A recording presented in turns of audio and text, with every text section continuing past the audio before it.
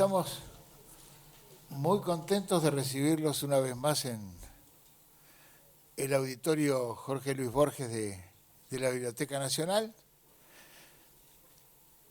Y en este caso, lo que nos convoca es una celebración muy particular, muy sentida y que tiene muchas aristas ricas e interesantes. En principio vamos a hablar de los 50 años de la revista Hispamérica, revista de literatura. Son 50 años apenitas diferidos, un poquito corridos, porque verdaderamente el aniversario es del 72. No sé cuántos hay aquí presentes que en el 72 estaban. Bueno. Estaban en condiciones de leer revistas literarias. Es tan difícil reconstruir el espíritu y el sentido común de una época que ayer, casualmente o no, evocamos este mismo momento de la historia y de la literatura argentina con motivo de los 50 años de la publicación de Triste, Solitario y Final del gordo Osvaldo Soriano. Algo que Osvaldo estaba escribiendo mientras Saúl Sosnowski estaba armando el índice de su primer número de Hispamérica. ¿Qué es el año 1972 en la Argentina? Podemos decir 71, 73 si les gusta. Son años de una particularísima efervescencia, lo cual no sería muy raro en un país que todo el tiempo lo es así. Dentro de 50 años dirán, ¿qué era la Argentina del 2023 en víspera de las elecciones? Aquella también era una Argentina en víspera de elecciones. Después de 18 años de proscripción había elecciones libres en el 73, gran acuerdo nacional de Elcano Lanusse y el desafío a Perón que no le daba el cuero. La Argentina... ¿Cómo? La masacre de Trelew. Ni hablar. La masacre de Trelew de agosto. Se cumplió ahora. Había en Argentina que vivía una efervescencia de tipo político-cultural muy particular. Es decir, esas cosas que pasan cuando una sociedad supone que lo que viene va a ser mejor que lo que deja atrás. Eso se da por lo menos en la literatura y sobre todo en el periodismo, en la gráfica, a comienzos de los 70, también se da a comienzos de los 80 en las postrimerías de la dictadura. Esa expectativa que es común a toda la sociedad de que lo que viene va a ser mejor, porque viene de una noche oscura, viene de mucha frustración y cree que puede. Esa expectativa no era solamente argentina, era una expectativa que tenía que ver con la visión de que el mundo de la política, el mundo de la economía avanzaba hacia una transformación que se veía cercana en Latinoamérica y en el mundo en general. Todavía estaban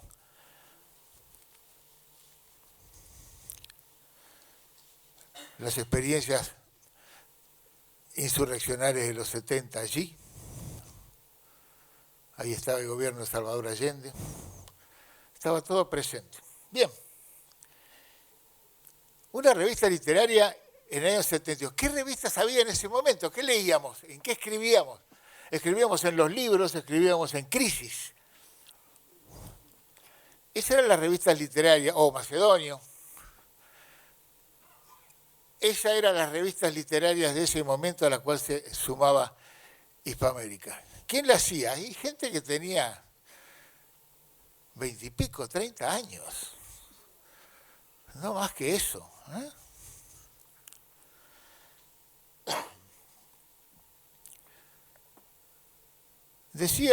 Contaba anecdóticamente Saúl Sosnowski, acá presente, factotum,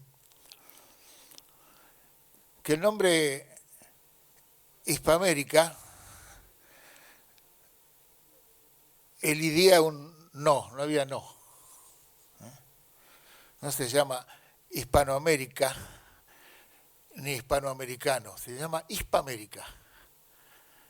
Hay una cosa increíble, fonéticamente hispa, vos lo sabés, sin H, es el BR de país. De alguna manera era el país americano, América concebida como un país.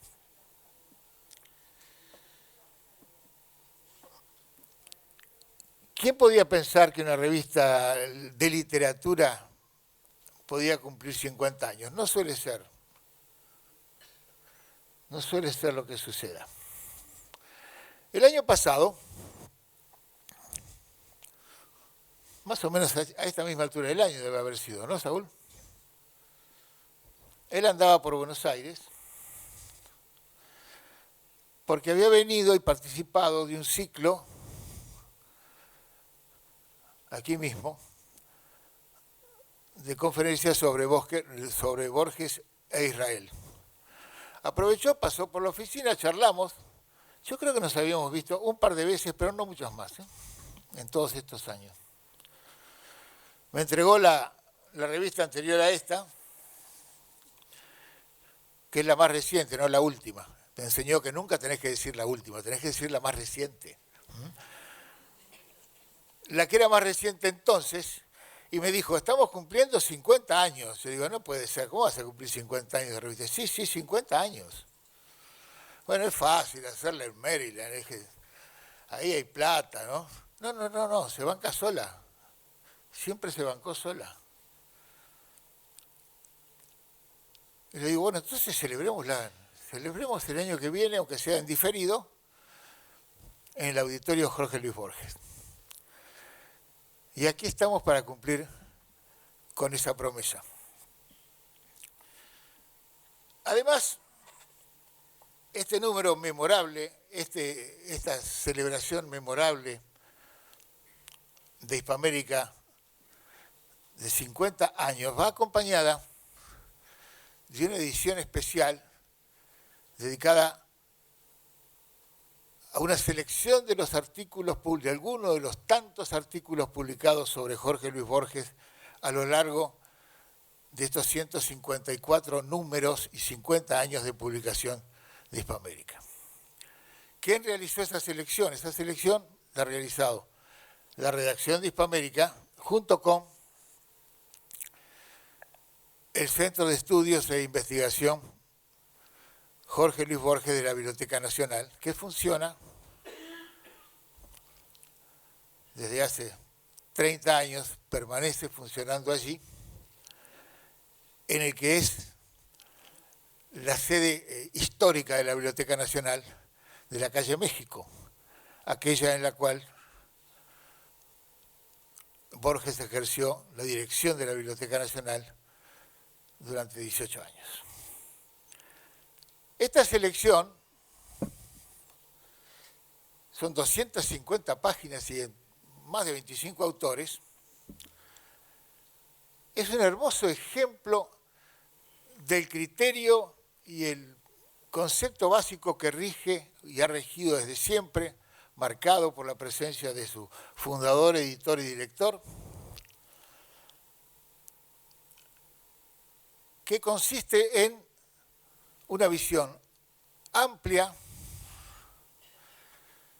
comprensiva, no neutral pero no sectaria, abierto a todo tipo de pensamiento crítico en un espectro muy amplio, que acompaña además a expresiones creativas, no solamente de crítica, sino a expresiones creativas, poesía, narrativa, del más amplio espectro de toda la literatura latinoamericana. La mera lectura del índice general o la enumeración general de los autores que han pasado y seguirán pasando por Hispamérica da una sensación prácticamente perturbadora, sobre todo por el amplio espectro que la comprensión de la dirección ha hecho posible entregar a los lectores. Estamos muy orgullosos de que esto se celebre hoy aquí. Son los primeros 50 años. Estoy muy orgulloso de la confianza que Saúl ha entregado a nuestra institución y además tremendamente orgulloso porque sea una vez más Borges el que nos convoque.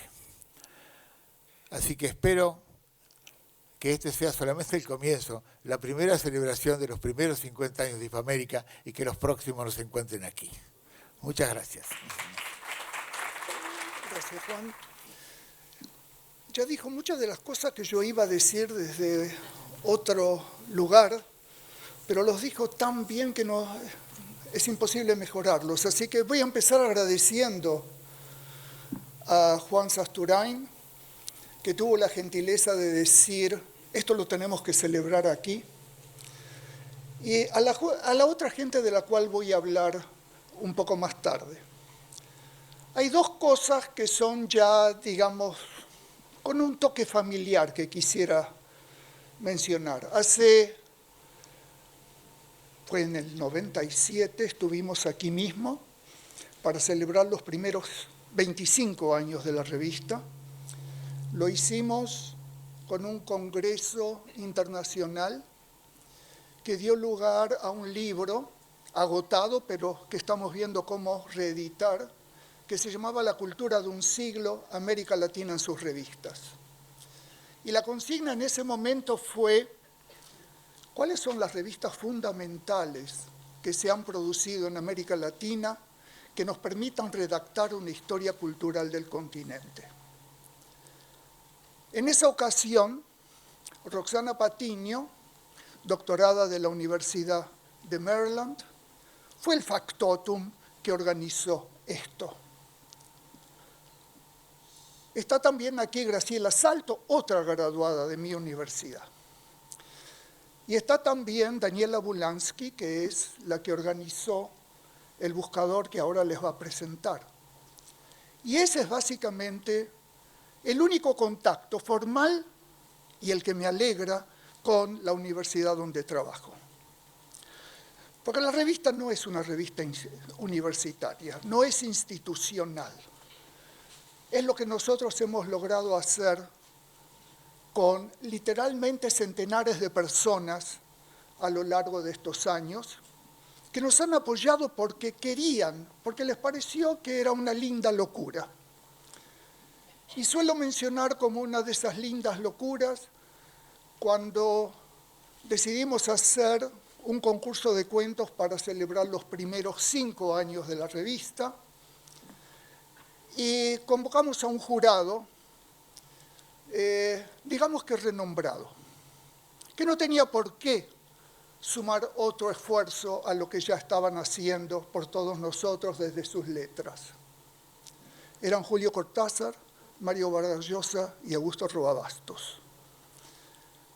Fueron el jurado que seleccionó, por supuesto cada uno eligió otro cuento, lo que significó triplicar el primer premio, pero lo hicimos con mucho gusto entre los 405 premiados de ese momento.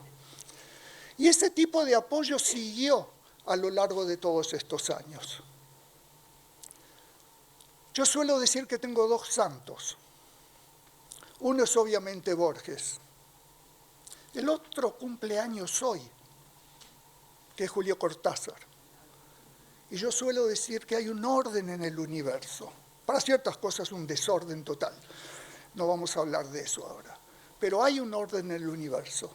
Y celebrar a Borges, como lo vamos a hacer, a Cortázar, como lo vamos a hacer, pero hacerlo en la Biblioteca Nacional, de la cual él fue director, y tener la felicidad de que el actual director nos reciba y nos hable, realmente colma cualquier expectativa que pudiéramos tener para decir feliz cumple, ISPA, y sigamos. Entonces vamos a empezar con un ajuste a lo que teníamos pensado. La enfermedad hace lo suyo y lamentablemente Beatriz Sarlo nos acaba de avisar que está muy enferma, que no puede venir. Y después verán que Bettina González tampoco va a estar con nosotros. Así que cambiamos el orden, pero el universo sigue firme. Y entonces vamos a empezar con la presentación del buscador de Hispamérica, es decir, nuestro propio Search Engine, que lo preparó Daniela Bulansky, que es doctorada nuestra, y como muchas de nuestras doctoradas y gente que hizo la maestría, decidió volver a su país. Y están aquí cumpliendo con lo que ellas quieren hacer. Daniela, empecemos. Hola, buenas tardes. Voy a presentar el buscador de los índices de Hispamérica.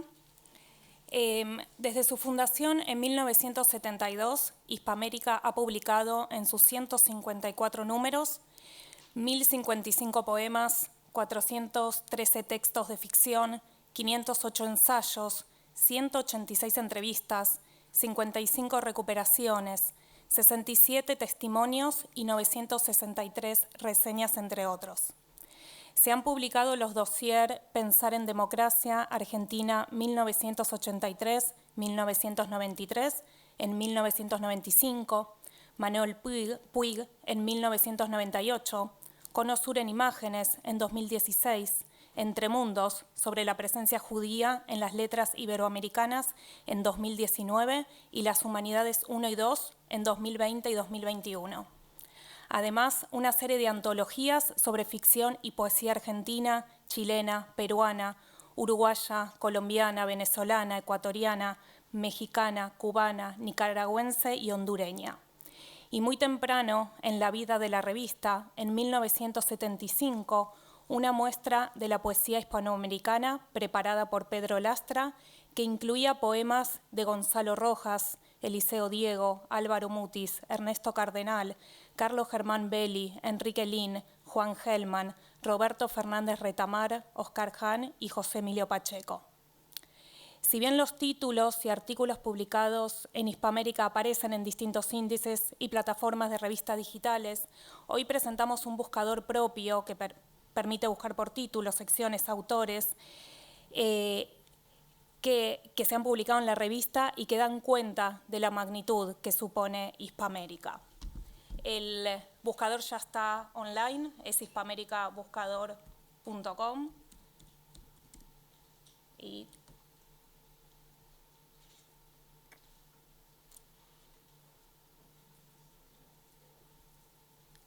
esta es la muestra de artículos de y sobre Borges que se publicaron a lo largo de estos más de 50 años.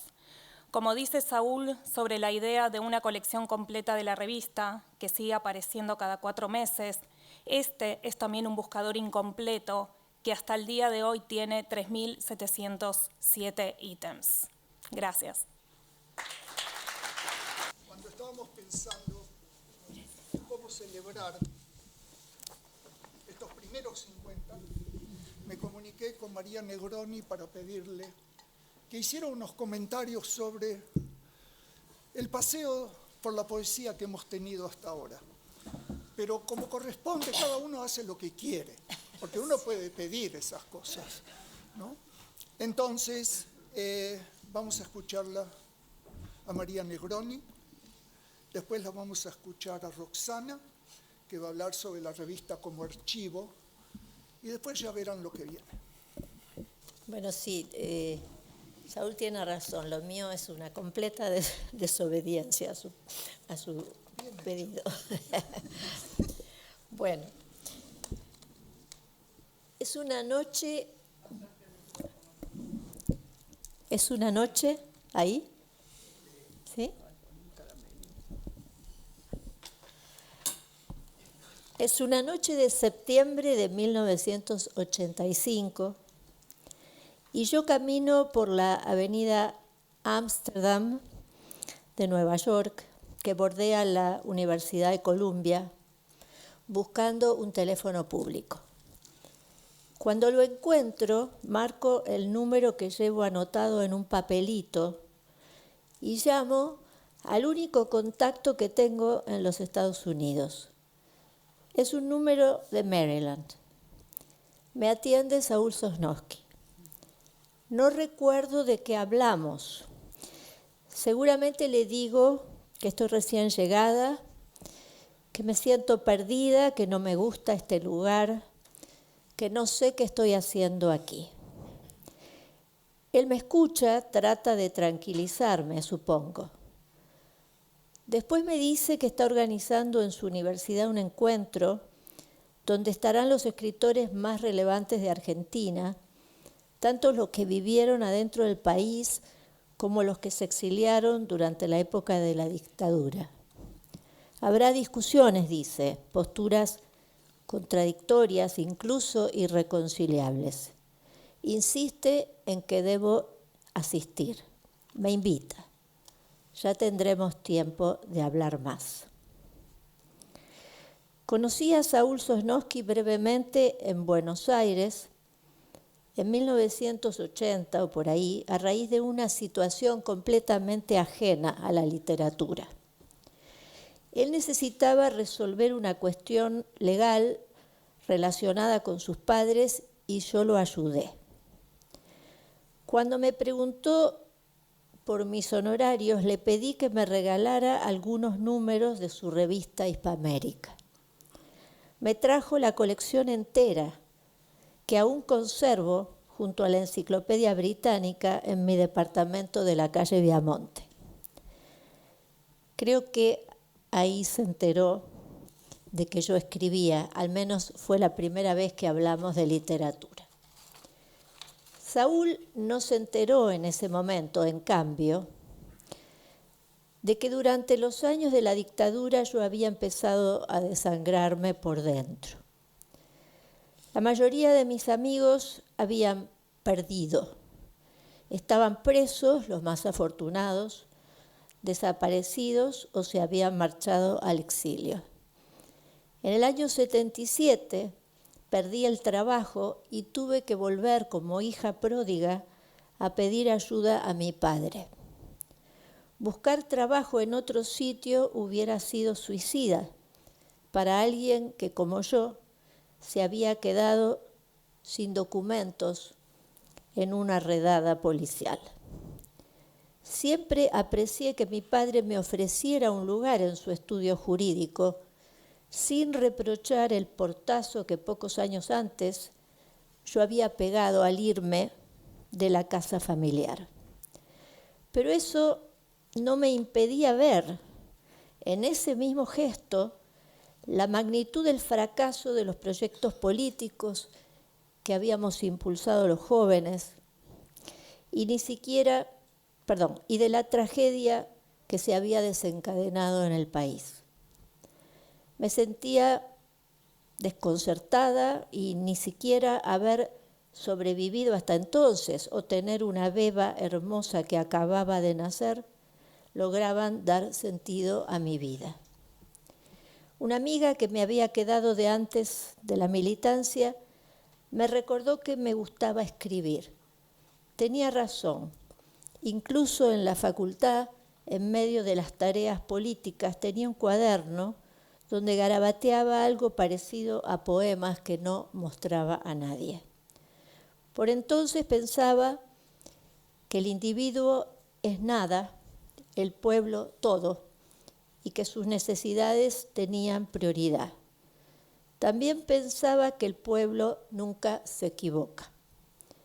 Mi amiga insistió en que buscara algún curso. Conseguí una cita con una profesora de la UBA, que debería estar en esta mesa, pero lamentablemente no está, que el golpe había dejado sin trabajo. Fue amable y directa conmigo. Dijo: ¿te gusta escribir poesía? Naciste en Rosario. En Rosario hay una gran tradición poética. La decisión es clara.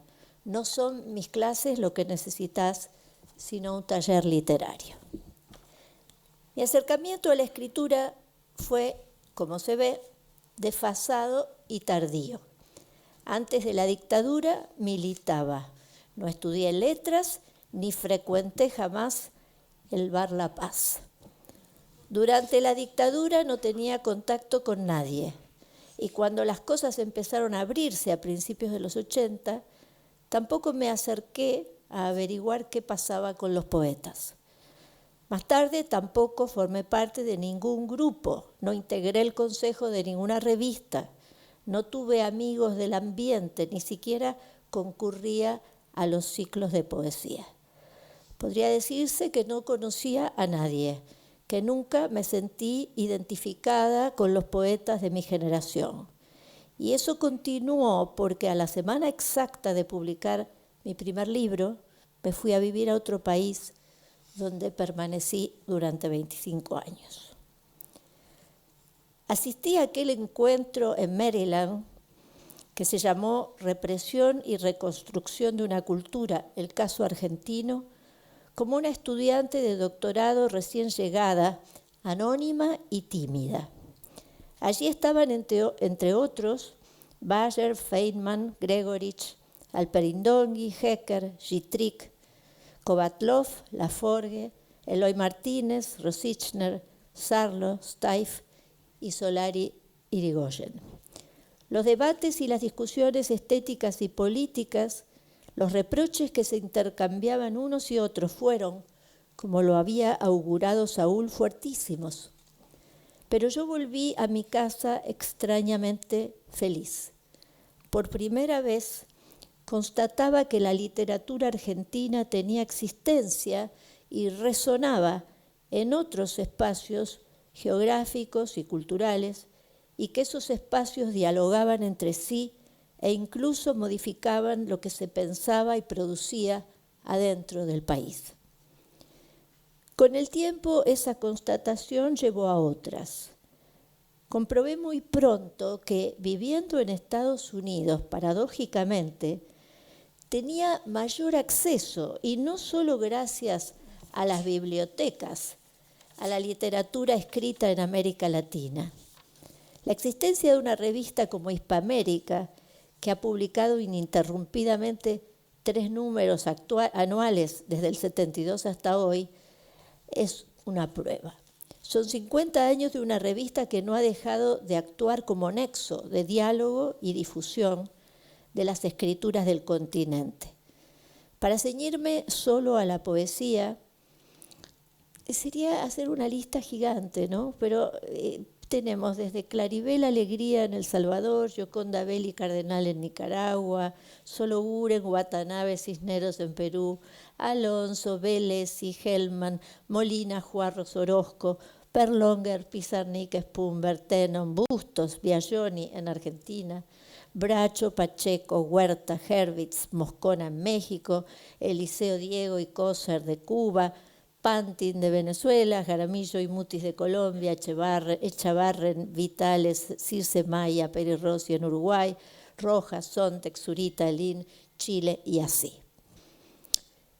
Comprobé también que desde la perspectiva de la cultura norteamericana, o mirada desde la perspectiva de la cultura norteamericana, la literatura hispanoamericana, que ahora se llama Latinx, es más bien triste.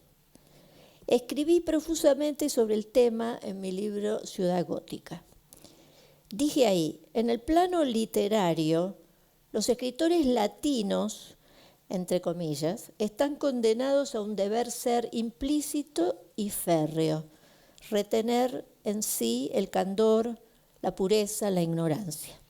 Sus libros deberán dar cuenta de lo que deslumbra por su exuberancia, por su no saberse, su caos, su matiz salvaje.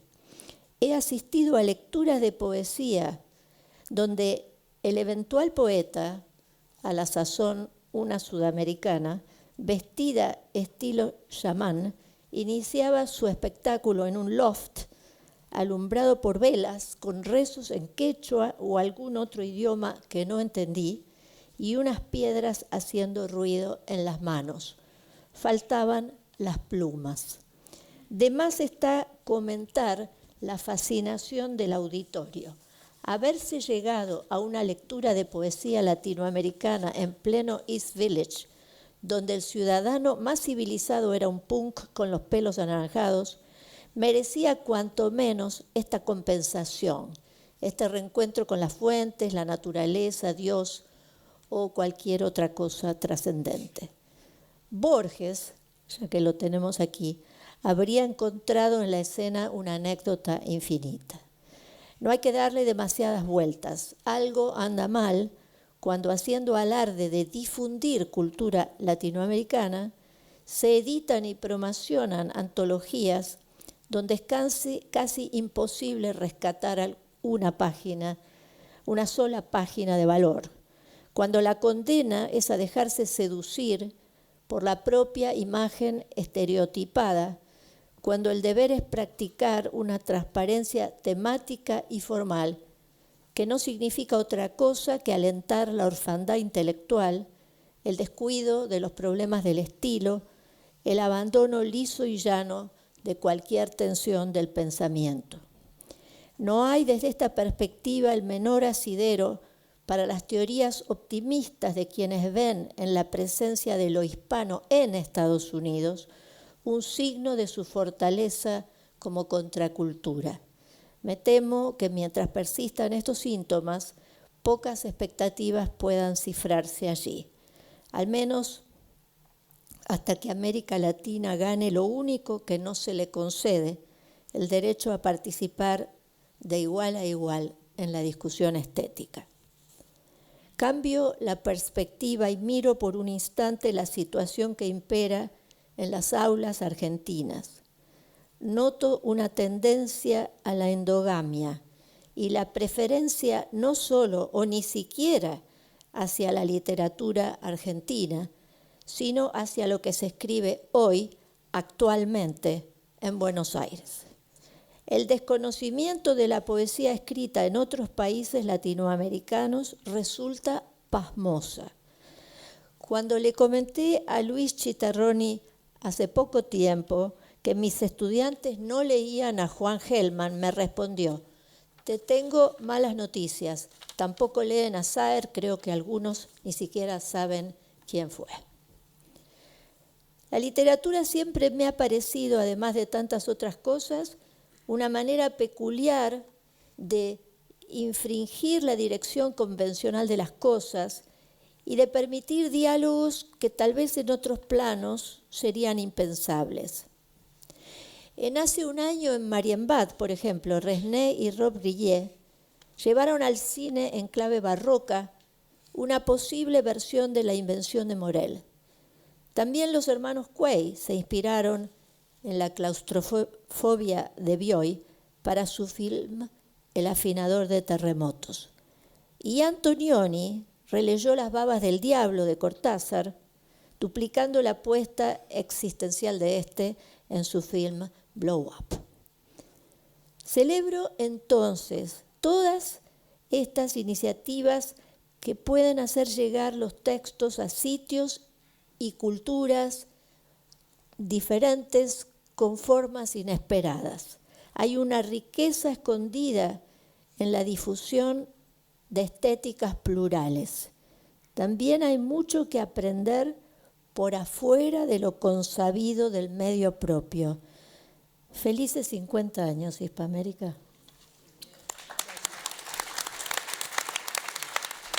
En la reunión a la que aludí de los 25 años, un personaje muy singular de la cultura, Amor Segala, que dirigía Archivos, hizo un comentario así al pasar de que esta era una reunión de familia y no solo una celebración de la revista y que estábamos analizando cosas que perdurarían, etc. Pero el toque era familiar. Invocaste a mis padres, ¿no?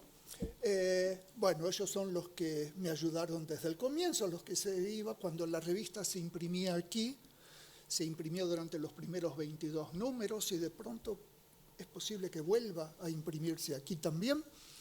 Eran los que se llevaban la revista en el changuito al correo de la avenida San Martín a despacharla al resto del mundo. En la reunión que tuvimos de los 25 años, y ya mencioné que Roxana cumplió un papel muy importante en toda la organización, claro, hasta trajo a mi mamá aquí, cosa que... De sorpresa. De sorpresa. No vamos a pasar a contar intimidades ni demás, pero era una manera también que quería mencionar, porque con Roxana hemos estado trabajando juntos desde que ella llegó a la Universidad de Maryland en el año 87. Y hemos colaborado en varias iniciativas. Una de ellas que fue muy importante para nosotros, y creo que no solo para nosotros, fue una reunión que hicimos en el Memorial de América Latina de Sao Paulo, que se llamó Una cultura para la democracia en América Latina, que vino después de una década de reuniones sobre qué pasó con la cultura durante las dictaduras en Argentina, Chile, Uruguay, Paraguay, Brasil. Y vos aludiste a la primera, que fue la más violenta, sin duda. Y que en un momento fue necesario que Alperín Dongue, con su voz inimitable, dijera a la gente: ¿ustedes ya se olvidaron quién es el enemigo? Y esa reunión que hicimos en Brasil, la hicimos diciéndole a la gente: no vengan con utopías, América Latina debe ser esto, vengan con propuestas concretas. Quisimos hacer una secuela de eso, una consecuencia de los resultados propuestos ahí en Argentina. No se dio por esas cosas, pero sí se dio en el Brasil. Y apoyados por el BID pudimos trabajar durante 4 años en unas propuestas concretas sobre cómo fortalecer las instituciones democráticas en el Brasil. Recordábamos que el ritmo brasileño que todos conocemos, ¿no?, a veces nos sacaba de quicio porque estábamos esperando los fax y siempre nos decían: está llegando. Y, No estamos, está llegando. sí, ¿so qué? ¿No? Y desde entonces hemos seguido trabajando juntos. Y quería mencionar esto porque hay relaciones, amistades muy queridas, muy entrañables, y Roxana es una de ellas. Quiero también mencionar que está aquí Graciela Salto, de la Universidad de La Pampa. Como decía antes, somos federales y no solo internacionales, con quien vos organizaste una reunión del CELEGIS para celebrar los 45 años. Lo que me llega a pensar que quizá tengamos que hacer esto en un plan quinquenal. Roxana. Gracias, Saúl. Bueno, ¿se escucha? ¿Sí? ¿Más cerca? Bueno, antes de comenzar quería, ya que estamos en familia, decir que para varias generaciones de graduados argentinos, Maryland fue nuestra edad dorada, y que en un punto fue una especie como de gran laboratorio para diseminar a lo largo y a lo ancho de estas tierras, no solo argentinas, sino hispanoamericanas, un conjunto de graduados que a lo largo de tantos años Saúl fue albergando con la mayor generosidad intelectual posible. Maestros son los que alumbran, no los que deslumbran. Y eso fue Saúl para muchas generaciones, no muchas sino coetáneas y algunas sucesivas. Pero yo a su vez, como Graciela o como tantos otros, retornamos a nuestras universidades de origen y pudimos llevar esa suerte de antorcha de muchas cosas, porque Saúl siempre nos decía: Maryland es el territorio libre de América. Así es. Tuvimos los mejores críticos y profesores de América Latina. Fue un enorme lujo. Y todo eso a lo largo de los años se volcó en nuestras propias universidades, en nuestros propios graduados. Tanto Graciela como yo acabamos de jubilarnos y sentimos que a lo largo de todos estos años se cumplen ciclos. Y no quería dejar de públicamente reconocer en nombre de muchos graduados argentinos esa tarea silenciosa, generosa, paciente, yo diría plena en todos nosotros. Saúl está presente en todos nosotros, más allá de la revista, en cada una de esas actitudes de generosidad intelectual que todos le reconocemos. Así que no quería dejar también de decirlo, creo que no solo en nombre mío, sino en la mayoría o todos los que hemos pasado por esas aulas. Bueno, yo también voy a traicionar un poco la cuestión del tema del archivo, pero voy a tratar de honrar un poco aquello que pidió. Saúl decía al principio, y robándome mi primer párrafo, que hace poco más de 25 años, en octubre de 1997, nos reuníamos en este mismo lugar, muchos escritores y críticos literarios, para celebrar lo que ya era una proeza en el mundo de las revistas. Los 25 años de Hispamérica, desde 1972, de publicación continuada, sin cortes, sin segunda época, sin nueva Hispamérica y todos aquellos eufemismos que se evocan para nombrar las suturas y quiebres y nuevos comienzos. Esta convocatoria dio lugar a uno de los libros que mencionaba de Saúl, pero de mayor referencia sobre las revistas literarias y culturales latinoamericanas del siglo XX, lo que ya ustedes conocen como la cultura de un siglo, América Latina en sus revistas, publicada 2 años después en Alianza bajo la edición de Saúl. En este voluminoso libro que recorre las más importantes publicaciones a lo largo del siglo XX, hay solo 2 revistas de mayor duración que Hispamérica, Sur y Casa de las Américas. Con sus jóvenes 25 años ya se ofrecía como el espacio para propiciar un nuevo estado del archivo de las revistas literarias latinoamericanas, en un momento en el que su estudio comenzaba a tener un impulso más fuerte y actualizado, mejor dotado de enfoques teóricos y críticos, de perspectivas interdisciplinarias que hacían mucho más rico su abordaje dentro del entramado cultural americano.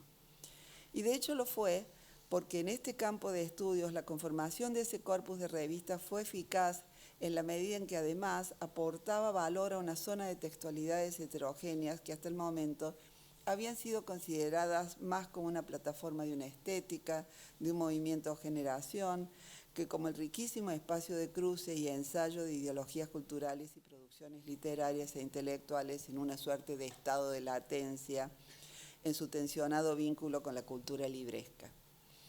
No había sido hasta entonces que la reflexión intelectual había podido mirar en perspectiva y con nuevos cruces teóricos sus valiosas publicaciones periódicas y valorarlas como un corpus insoslayable. Sin desmero de importantes estudios específicos y medulares y algunos colectivos que fueron publicados con anterioridad, creo que ese fue el momento en el que la recolocación de las revistas se consolidó.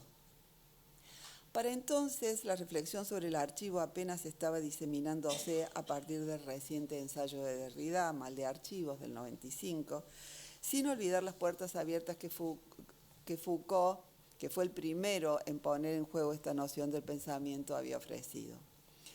Si la importancia de la cuestión del archivo en la cultura contemporánea difícilmente puede ser exagerada, también es cierto que su sobreuso puede haber generado dispersiones hermenéuticas cuya tentación hiperbólica ya hemos conocido con otras nociones que colonizaron el pensamiento teórico y crítico. De modo que con estas cauciones, y si el anacronismo lo permite, me gustaría preguntarme si es posible pensar a Hispamérica como un tipo de dispositivo archivístico que a lo largo de los 50 años de su existencia ha ido procesando, testificando en su propia matriz de funcionamiento algunos importantes movimientos, tensiones o reconfiguraciones de la literatura y la crítica hispanoamericanas. O, en otras palabras, ¿en qué medida podría ocultarse en la revista las pulsiones, las expulsiones, las implosiones, los restos de una biblioteca transformada en el archivo de cuyos atributos todos hablamos hace años? Lo propio del archivo es su hueco, su ser horadado, dice Didier Uberman en El archivo arde. Y entonces podríamos preguntarnos, ¿qué hizo la revista con las cenizas que poblaban los restos de aquello que quedó en pie sobre lo carbonizado y que muestra la barbarie de un documento de cultura? En principio, en el número 1 y en su única y breve editorial, que rehúye serlo, Saúl se distancia de lo que, cito, la tradición exigiría y señala un frente A que ya conocimos en su versión anafórica desde el manifiesto de Martín Fierro. Ese frente es lo que en aquellas épocas llamábamos el canon y que Saúl denomina en su texto como la entronización de un número limitado de autores. Sabemos que el estallido de la ordenada idea de la biblioteca de la tradición canónica que se produce entre los 60 y los 70 es el eco intensificado de lo que las vanguardias se habían prefigurado y de allí en más en una línea que en sus puntos más álgidos la sostuvo. Por ejemplo, cuando Blanchot a fines de los años 30 afirmaba «Ya no hay más biblioteca». Y en esa sentencia imaginábamos la desaparición de la vigencia de un corpus autorizado de nuestra tradición y al mismo tiempo la de la opción por trabajar dentro de ese quiebre, dentro de sus restos, que propone con matices el archivo Foucaultiano y derridiano. Entonces, archivo versus biblioteca, entendido el primero como algo opuesto, como algo que exhuma restos cuando se desintegra la biblioteca y se dispersa. Es lo que parece proponer Hispamérica cuando, sin demasiadas estridencias declamatorias, pero con clara firmeza, sus elecciones apuntan a repensar el latinoamericanismo literario a partir de un rescate de materiales y contenidos que habían quedado fuera de todo lo que se había instituido como canónico desde los 60 y 70. Para continuar con la cita reciente del editorial, leemos: frente a la entronización de un número limitado de autores, Hispamérica ofrecerá textos de escritores ya estudiados a diversos niveles, de emergentes, de aquellos ignorados o desconocidos cuyas obras nos interesa divulgar. Ahora bien, no se trataba de una tarea meramente distributiva o restitutiva dentro de un campo homogéneo de escritores, críticos y lectores. La revista se enfrenta desde su mismo origen, otras pasarán por esta situación a medio camino en sus trayectos, como la revista de crítica literaria latinoamericana o Texto Crítico, de manera bifronte a dos realidades culturales y académicas tan diversas como la estadounidense y la hispanoamericana, con agendas y lógicas muy desacompasadas, con horizontes teóricos no siempre coincidentes y diversas y hasta opuestas tradiciones intelectuales. Esto me ha llevado a caracterizar en otro estudio, en ocasión de un dossier homenaje a la revista en sus 45 años publicados en la Revista de Estudios de Teoría Literaria en el 2018, a Hispamérica como una revista anfibia, por su notoria capacidad para desplazarse eficazmente en un espacio heterogéneo de extrema permeabilidad de su locus de enunciación, ya que, como se sabe, entre los años 72 y 79, Hispamérica se publicó en Buenos Aires. De allí en más, efectivamente, reside en Estados Unidos, como le gusta aclarar a su director, y lo acompañó desde el momento de su ingreso a la Academia Norteamericana hasta la actualidad.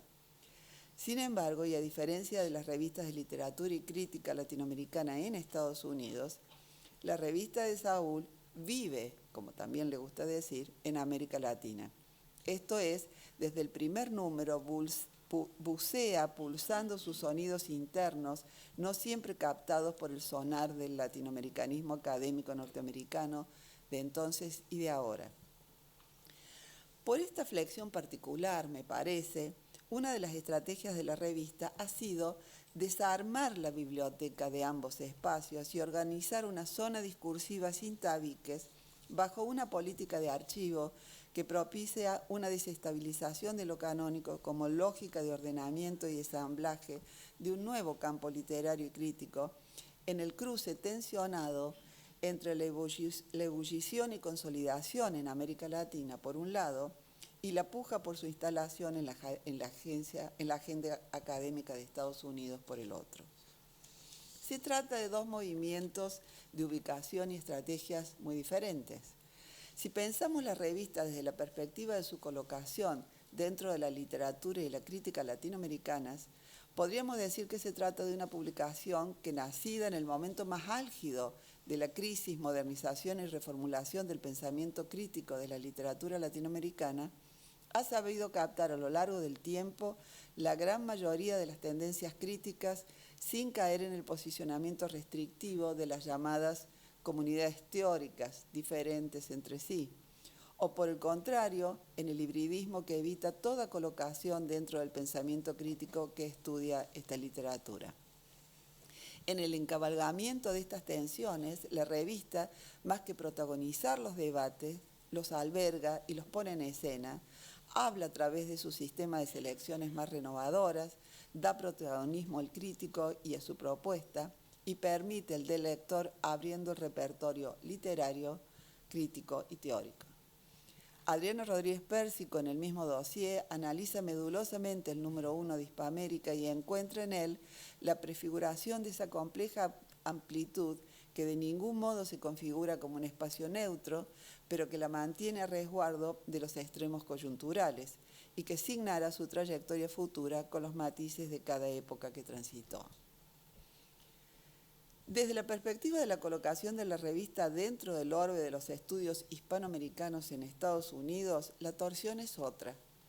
La revista surge en la década de fuerte internacionalización de la literatura latinoamericana y sus estudios, particularmente en la academia norteamericana, que con sus propias agendas y lógicas, lineamientos teóricos y críticos, las va incorporando progresivamente, no sin tensiones y batallas, a su currículum en un movimiento sin precedentes de actualización y ampliación del canon de los llamados Hispanic Studies, o estudios hispánicos, que la crítica de la primera mitad del siglo XX había instituido en favor de la literatura española, especialmente de sus zonas más prestigiadas, como la medieval y el siglo de oro, y de los pocos consagrados escritores hispanoamericanos.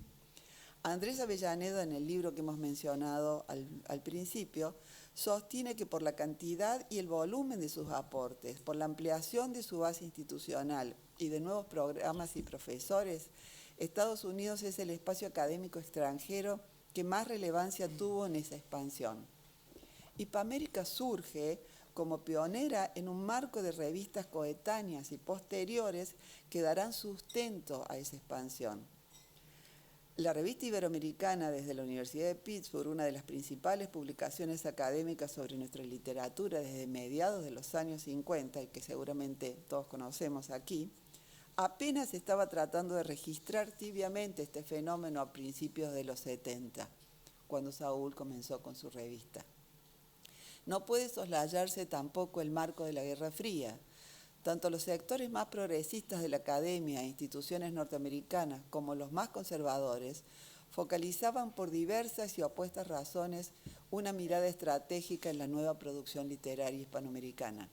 En todo caso, ninguno de los dos sectores dejaba de atender el vínculo literatura y política, y eso desencadenó una serie de instancias de debates y tensiones, especialmente al promediar la segunda parte de la década del 60 y principios del 70. Nadar en estas aguas requería una estrategia diferente y no carente de riesgos.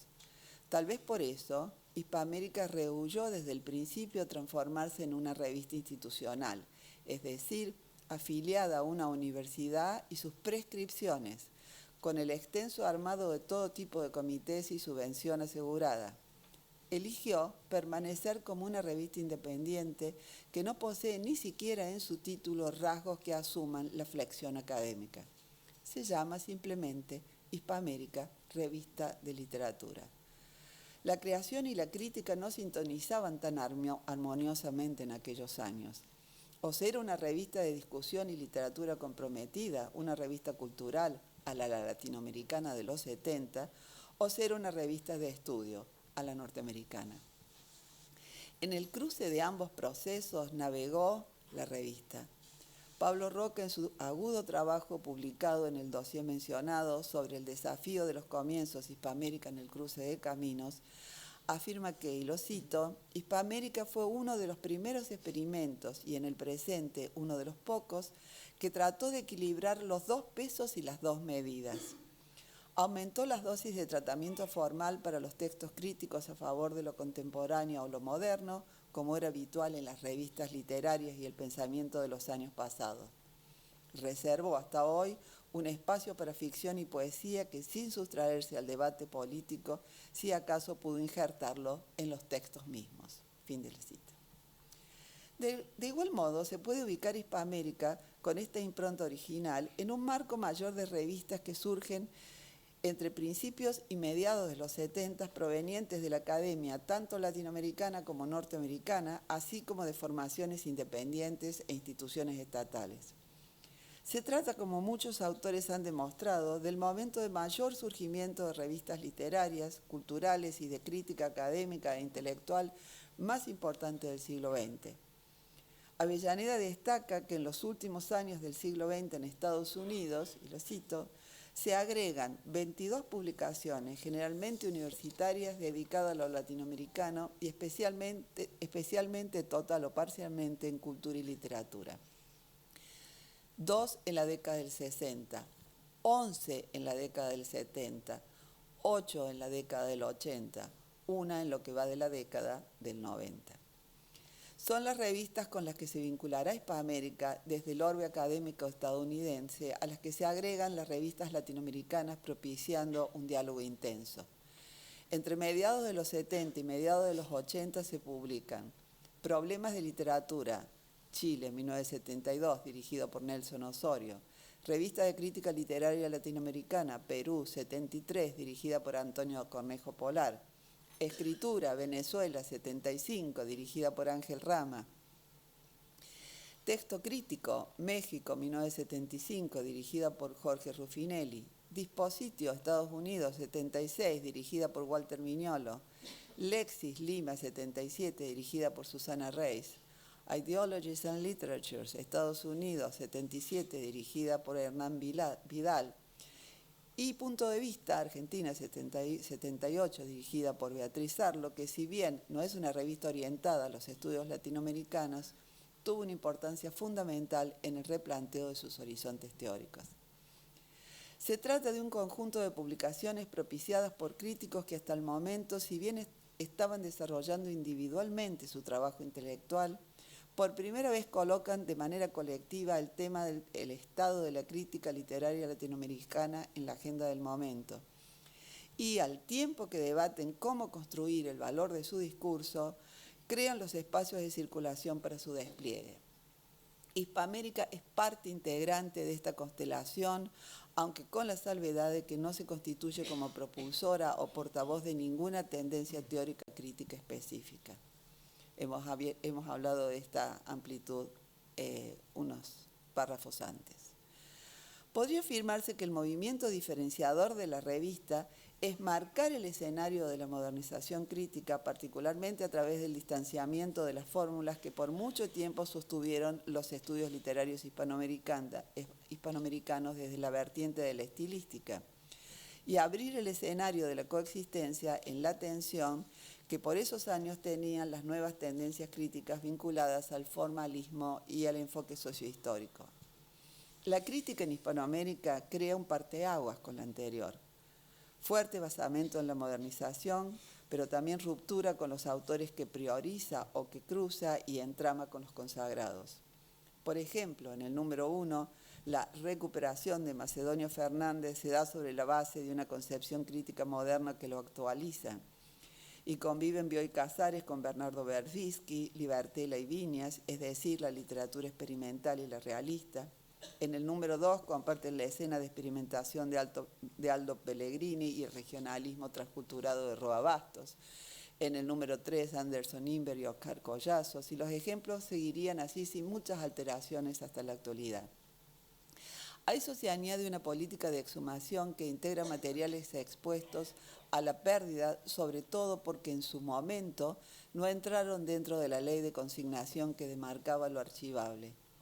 Graciela Salto, en su excelente trabajo publicado en el mismo dossier, ha demostrado que esta línea tiene un antecedente temprano en la revista, en la serie Los Marginados, a lo largo de los primeros números. Allí se suceden chicanos, el exilio boliviano, el paraguayo, el haitiano. Sostiene Graciela que si bien esa serie no se continúa, y cito, no diluye en la revista la problemática social y política de las culturas consideradas al margen de las corrientes principales. Por el contrario, la visibilidad de las distintas marginalidades, minorías étnicas y sociales, desplazamientos y exilios, es creciente a pesar de las ambigüedades y contradicciones que ocultaba el todavía impreciso concepto de margen. Fin de cita. Otra línea que abre el archivo de lo canónico en las revistas se vincula, según Graciela, con la, cito, cultura popular, los medios masivos, los nuevos consumos culturales y sus vínculos con la cultura letrada. Salto detecta en la revista la formación de una agenda problemática en torno a los usos populares y masivos de la cultura como mecanismos de democratización o de compulsa democrática cuando las dictaduras asolaban el Cono Sur. Si se toman en cuenta determinadas secciones, es posible rastrear líneas muy nítidas a lo largo de los años, como la que subraya en los ensayos y los textos literarios el vínculo derechos humanos, represión y reconstrucción de la cultura y la literatura en los procesos transicionales a la democracia. Es notable la estabilidad de 5 décadas en este procedimiento. A través de las secciones documentos, testimonios, recuperaciones, se exhuman textos, autores y tramas culturales que transforman y afectan tanto la producción canonizada en la tradición como el orden presente que los acoge y clasifica. Los ejemplos son tan cuantiosos como imposibles de reseñar aquí. Dentro de este mismo movimiento se pliegan el conjunto de secciones que también se mantuvieron estables a lo largo de 5 décadas. Ensayos, notas, que cubren la producción de la crítica literaria, y un grupo de apartados que cubre la producción literaria. Textos, inéditos, ficción, poesía, taller y con menos presencia, teatro. Este vínculo conjunto reservado para la creación literaria ha sido siempre un prisma en el que conviven textos inéditos de grandes escritores, así como poetas y narradores jóvenes y poco difundidos de todo el continente que por primera vez se acercaban a nuestra lectura. Numerosas antologías de poesía que se mencionó al principio, de poesía y narrativa de la mayoría de los países de Hispanoamérica, entrevistas y reseñas a través de las cuales hemos conocido tanto a nuevos como consagrados nombres de la literatura, como así también las principales obras literarias y críticas. Hispanoamérica ha sido siempre un espacio hospitalario para abrir el archivo hispanoamericano, el hilo integrador de muchas y extensas latitudes literarias, el recuperador de la densidad de la diáspora hispanoamericana desde los exilios a las migraciones de la globalización, el lugar donde se pulsan y se templan conjuntamente y sin tabiques las cuerdas de la poesía, la ficción y la reflexión intelectual. En la interminable hilera multicolor de los pequeños libritos de 21 por 14 centímetros que muchos atesoramos, se hace realidad la profecía de Octavio Paz. La historia de la literatura hispanoamericana puede escribirse a partir y a través de sus revistas. Gracias. Esa revista, ¿eh? Está buena, lo diría, hay que comprar. Bueno, tenemos la colección completa hasta el próximo número en la Biblioteca Nacional ahora. Entonces, creo que vamos a pasar a otra etapa dentro de estas presentaciones. Tuve la maravillosa suerte de haber estado en contacto y cada vez más con 2 personas muy especiales, con Laura Rosato y Germán Álvarez, que son corresponsables de lo que estamos haciendo aquí esta tarde. Germán, te vamos a escuchar a vos. Bueno, muchas gracias, Saúl, por esta oportunidad. Bueno, hoy me siento realmente un outsider en esta mesa, pero bueno, quiero leerles algunas vagas anotaciones que hice con respecto a este festejo. Hoy festejamos una conjunción de hechos felices, los 50 años de Hispamérica, en un nuevo aniversario del nacimiento de Jorge Luis Borges y la primera colaboración del Centro de Estudios y Documentación Jorge Luis Borges de la Biblioteca Nacional Mariano Moreno, en ocasión de la reapertura de las antiguas salas del edificio de la calle México 564, que compartimos junto a nuestro director Juan Sasturain y a Saúl ayer. Nos encontramos otra vez en el mismo lugar, en la Biblioteca Nacional, 25 años después de la presentación de los primeros 25 años de la revista, que sucedió en 1997. Me toca a mí ese honor, que creo no merecer. Presentamos un número homenaje a Jorge Luis Borges, que rescata el archivo de Hispamérica, 50 años de investigación, de estudio y crítica sobre este autor. Es una oportunidad única de brindar este archivo a la lectura de nuevos lectores e investigadores. La importancia de rescatar un archivo de 50 años de existencia a otras lecturas. Como decía Borges, no hay texto definitivo. Siempre pueden ser puestos a la consideración de nuevos lectores que le dan nuevo sentido.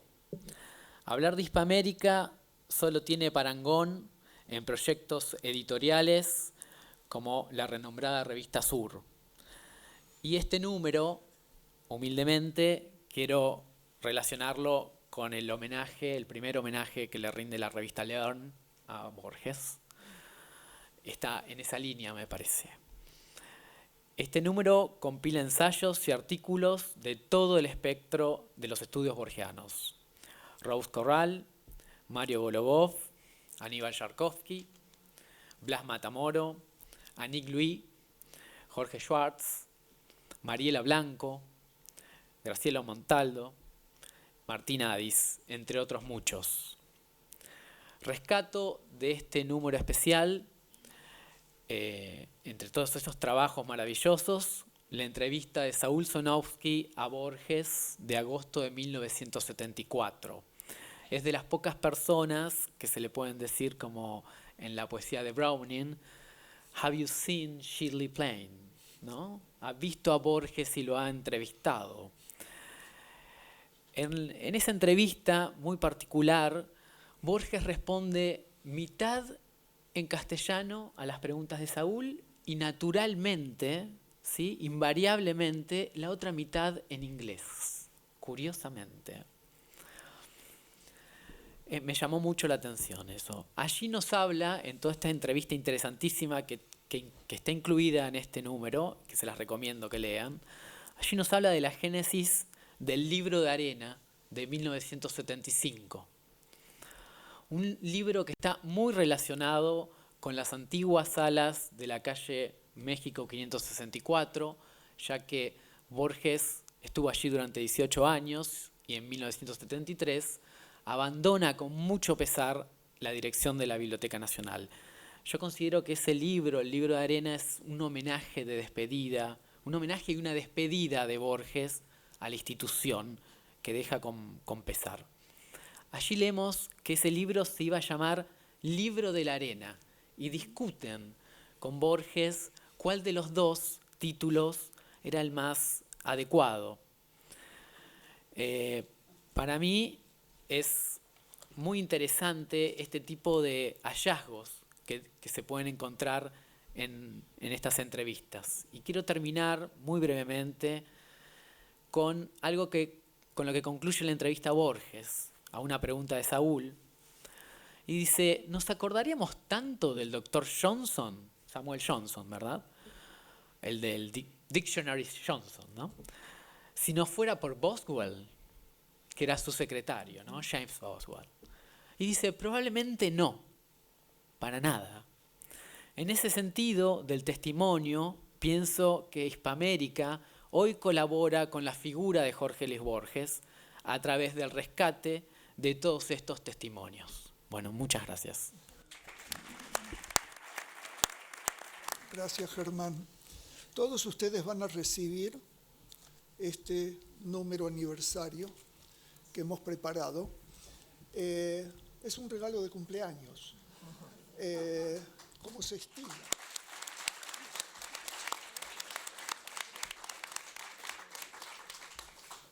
Pero antes, para cerrar, le pedí a Luisa Valenzuela, queridísima amiga que ha estado con Hispamérica durante mucho tiempo y que ha escrito, de hecho, un cuento que va a salir en el siguiente número, porque que no alcanzamos a traer, el 155, está en prensa. Así que vamos a agregar ese dato un poco más, dentro de poco, el mes que viene. Pero vamos a escuchar a Luisa Valenzuela y después vamos a salir a brindar y a llevarnos los regalitos, como corresponde. Yo no sé qué es mayor, si mi orgullo, el honor de sentirme acá, o la felicidad que siento de poder festejar los 50 años de esta maravillosa revista. Tengo un recuerdo que me permite, es una confesión en realidad que les voy a hacer, porque en el 76 yo llegué a New York para presentar mi primera novela en inglés y mi editora me habló de esta revista que yo no conocía. Y de paso me parece importantísimo señalar lo esencial que sería tenerla más presente acá en la Argentina, ¿no? Porque es todo el diálogo con toda nuestra América, no solamente ciertas regiones. Entonces me puso en contacto con el director de esta revista, que yo imaginaba, habiendo visto algunos ejemplares, que era un señor ya sesentón, con el que estaba hablando muy respetuosamente, de usted naturalmente. Y él me dice, bueno, yo digo, ¿cuándo nos vamos a conocer? Yo estaba en New York, él estaba en Maryland, y me dice, bueno, me estoy por casar. Entonces, como yo soy un poco impertinente, sigo siéndolo, le dije rápido a este señor sesentón, venerable, le digo, en su quinto matrimonio, le digo, ¿y cómo se va a casar sin haberme conocido? Bueno, fue tremendo cuando lo conocí, ¿no?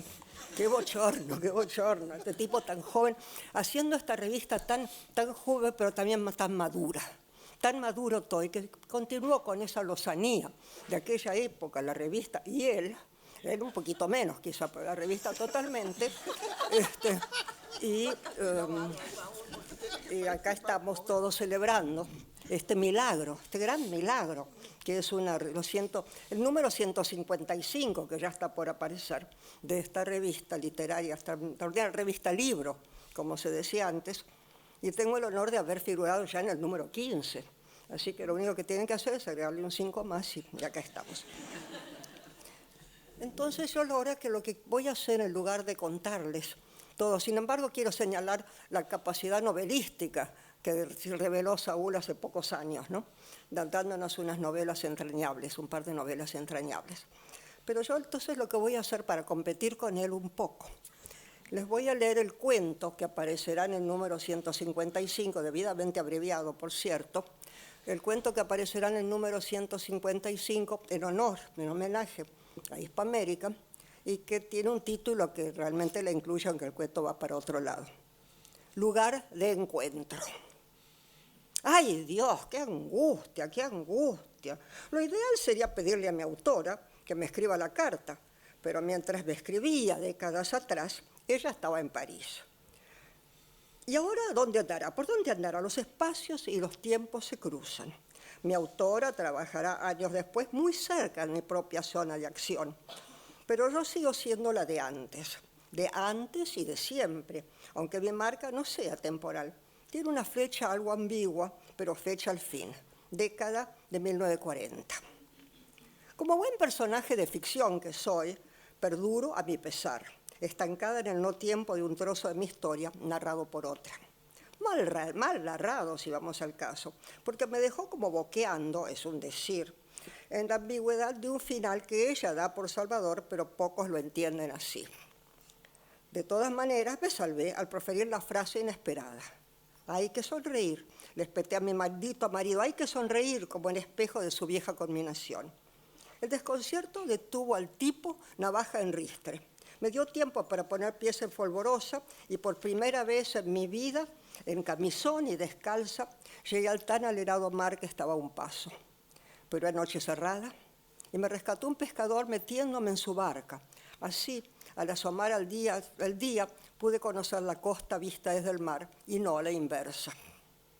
Todo siempre se me da al revés en la vida. Y ya ni me interesa que mi autora retome mi historia, solo necesita que alguien me ayude a mí a escribir la carta para cerrar el círculo y entender, por fin, qué es eso del amor. Hay que sonreír, no será más un imperativo para mí. La frase salvadora se me ha vuelto amable, ahora quiero dedicarle mi sonrisa a Carlos. Y ya que estamos, me presento. Me llamo Clara, vaya ironía. Y sigo estando a pesar de todo, aunque mi autora ya ni me registre. Fui la primera en nacer de su pluma, como quien dice, de a ratos le estoy agradecida. La mayor parte de las veces no, todo lo contrario. De todos modos, mi autora se olvidó de mí, siguió su rumbo y se fue armando de un montón de personajes nuevos. Pero ahora necesito escribir esta carta y la tipa ni bola. Y yo solo puedo verla cuando está conmigo. Cursé la primaria ya en Tres Lomas mientras vivía mi madre. Soñaba con ser maestra. ¿Quién hubiera dicho cuando acabé de puta? No importa. Escribir, eso de poner una palabra después de la otra sobre el papel, me sale prolijito. Lo que no sé es escribir con mayúscula, con las palabras precisas y que no se me piante el sentimiento. Lo necesito a punto, el sentimiento, con todas sus luces. Y mi autora anda por otros andurriales de la mente, su expresión, y yo quedo desamparada en esta parte sórdida de la gran ciudad que llaman el Bajo.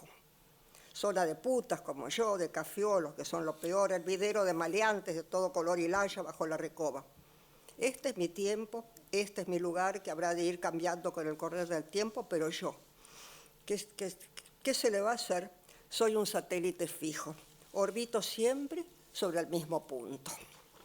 Y necesito escribir la carta, como título de un cuento que no es tal. Entonces busco y busco, una mano amiga busco, alguien que por favor pueda ayudarme. Lo encontré en un cuento, ¿dónde si no? Un cuento que en realidad es un diario, más bien un diario disfrazado de cuento para poder abrir un corazón enquistado. De un colega de mi autora llamado Julio. Bueno, quizá colega sea mucho decir tratándose de un grande, pero entiendo que en algún momento llegaron a ser amigos. Afinidades literarias que le dicen esas cosas. Sé de él, sé que cuando él escribió esta historia tan personal, hecha de añoranza, tenía ya publicadas unas obras maestras. Pero para mí, pervive en el aquí y ahora de su diario de un cuento, no en el del tiempo cuando lo narró, sino en el tiempo de lo narrado, como corresponde. Y ese tiempo es también mi tiempo. Este Julio me va a ayudar, seguro. Como bien acota, de joven supo ser traductor público, con vieja oficina en la calle San Martín, justo en mi barrio. Y anota que esa posición ambigua del traductor, siempre un poco a caballo entre idiomas y situaciones, lo llevó a traducir para las prostitutas del Bajo las cartas que ellas recibían de los marineros.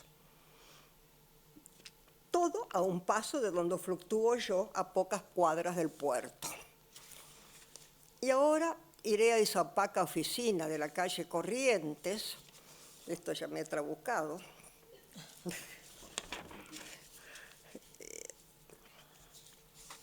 calle Corrientes, perdón, esto pasa por ahorrar papel y es de parte del que hizo la impresión. Este Julio es mi hombre, no lo dudo. Las chicas acudían a él no solo para que les tradujera las cartas de los marineros, también para que les redactara cariñosas respuestas. Este Julio es sensible, se engatusó con una tal Anabel y admite. La conocí en Buenos Aires al final de los años 40. Es mi tiempo. Y la Anabel se me asemeja, venida de Trenquelauquen, como quien dice Tres Lomas. Miren si no se parece a mí cuando el tipo escribe que ella se movía en el aire espeso y sucio de un Buenos Aires que la contenía y a la vez la rechazaba como una sobra marginal. lumpen de puerto y pieza de mala muerte, donde un corredor al que daban tantas otras piezas de tantos otros lumpens, donde se oía tantos tangos al mismo tiempo mezclándose con broncas, quejidos, a veces risas. Claro que a veces risas cuando Anabel y Marucha se contaban chistes o porquerías entre dos mates o una cerveza nunca lo bastante fría. Cuando el tipo dice Marucha, yo pienso en Monona, en el Palacio del Baile. La extraño a pesar de lo zafada que era. La extraño por eso, por zafada y divertida, pero mucho más lo extraño a Carlos a pesar de la desilusión final y necesito decírselo por escrito. Quiero contarle de mi amor eterno con el corazón en la mano. Será la mano del tal Julio, es cierto, porque se ve que él sí sabe escribir estas cosas aún mejor que mi autora. Pero bueno, no estoy acá para juzgar a la autora de mis días ni de mis noches, la que me confirió una forma, medio desgraciada, es cierta la forma, pero a la larga yo supe sacudirme y colarme por las fisuras. Y ahora iré a esa opaca oficina de la calle San Martín a pedirle al tal Julio que me escriba la carta. Porque por ahí pesqué que a este Julio le da por pensar en el eterno retorno, las sincronicidades, esas rarezas. Yo seré su Anabel en esta nueva vuelta de tuerca. Pocos datos larga el tipo al respecto, pero conozco bien esto porque de él puedo yo también estar hecha. Me peinaré en consecuencia. Le extraño el peinado, anota el tipo. Cuando vino por primera vez a mi oficina, anota el tipo, llevaba el pelo recogido, me acuerdo, por puro coágulo de sensaciones, que yo estaba metido hasta las orejas en la traducción de una patente industrial, anota el tipo. Y tras engorrosas explicaciones referidas a esa engorrosa traducción de la patente, agrega, seguro que Anabel había golpeado la puerta y que no la oí. Cuando levanté los ojos estaba al lado de mi escritorio y lo que más se veía de ella era la cartera de hule brillante y unos zapatos que no tenían nada que ver con las 11 de la mañana de un día hábil en Buenos Aires. Zapatos de ese tipo tengo, claro está. Alguna vecina tendrá cartera de hule para prestarme. Desparpajo hoy por hoy ya no me falta. Y casi le exigiré al tal Julio que me escriba la carta en su Olympia Traveler Deluxe. Deluxe, vaya pretensión. Solo que la pretenciosa voy a ser yo y le exigiré que a la carta me la cargue con los sentimientos más profundos. Sabrá hacerlo muy bien, porque yo seré su Anabel en el eterno presente de la ficción. El mejor lugar de encuentro. Muchas gracias.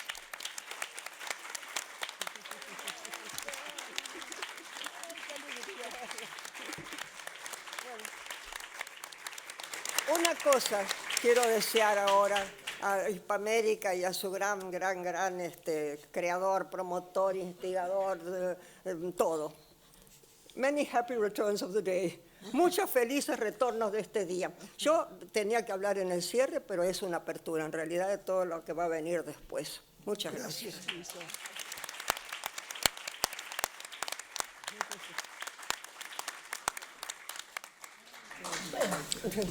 Juan Sasturain, muchas gracias por estar con nosotros y por permitir este encuentro. Luisa, por evocar también a Julio en el día de su cumpleaños, ¿no? Germán, Laura, esto hubiera sido imposible sin ustedes, sin la colaboración de Daniela Bulansky, que está allí, sin la colaboración de Sebastián y de tanta otra buena gente que trabaja en esta biblioteca. ¿Cómo te digo a vos, no? Gracias, poeta, narradora, crítica, que nos sigue iluminando con su lucidez siempre.